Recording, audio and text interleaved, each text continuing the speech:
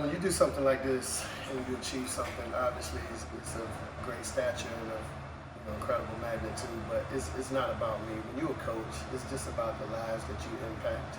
Um, and all this really means is that I've had some really good basketball players and some really good coaches and a really good university and a really good fan base that supported me throughout my tenure here. Matter of fact, ever since I was a 17-year-old kid. So, this team and the teams in the past, it's all about them. They make me look a lot better than I am. I really don't have no control. I'm confined in the box.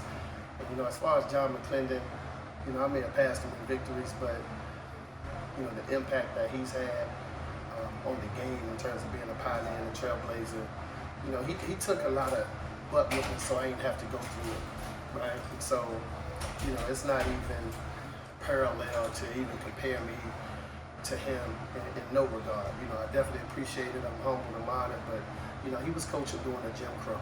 He was coaching during segregations. He was coaching through before Brown versus Board of Education, before Civil Rights Act, before Fair Housing Act, before everything, right? And he just paved the way for coaches like me. So he endured the hardships, so I didn't have to go through them, and I'm definitely appreciative for him. I'm glad I had the honor, to meet him while he was living, and this is just as much a part of his legacy as it is mine. Coach, having played here, does it make it more special, this honor? Yeah, it does. I think one of my players, they just dumped water on them, so I probably might have a cold or something tomorrow, but they said, Coach, we want you to soak it in, because you're one of the all-time leading scorers here and one of the all-time leading coaches. And when they said it, it just hit different. I had no clue about the record until I showed up today. Like, somebody was like, when I walked in, it was like, man, if you win, you got 240. I'm like, 241. Then it was telling me. I don't read articles. I disconnect from stuff like that, man. And again, I don't want to make it about me. These guys played great tonight, and they've gotten me to this point. My team and the teams in the past have gotten me to this point. It wasn't a popular hire, contrary to popular belief, right? When I was initially hired, I was a guy who all I pretty much had going was I wasn't alone, so it wasn't popular.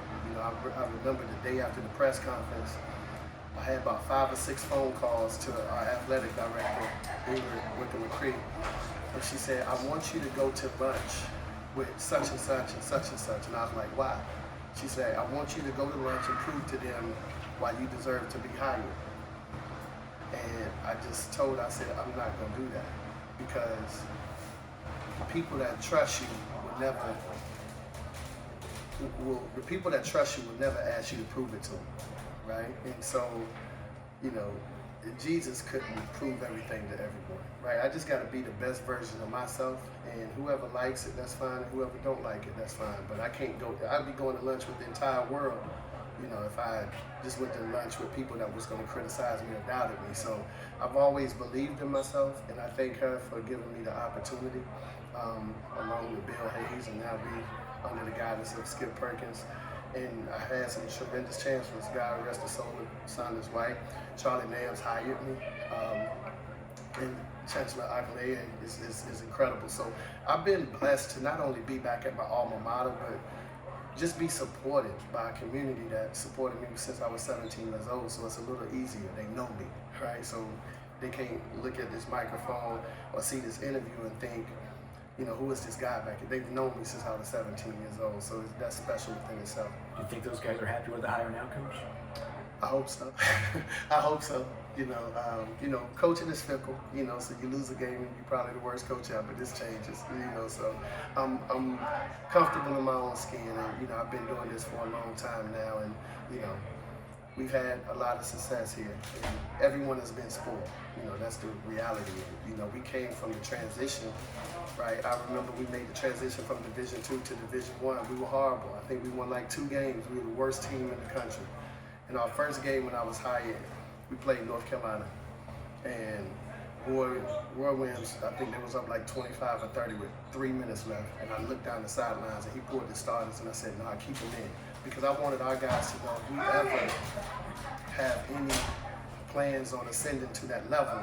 You know, this is big boy basketball. You can't feel sorry for us. So I told him to keep his starters in because I wanted our guys to understand how much work we had to do to ascend to a high level.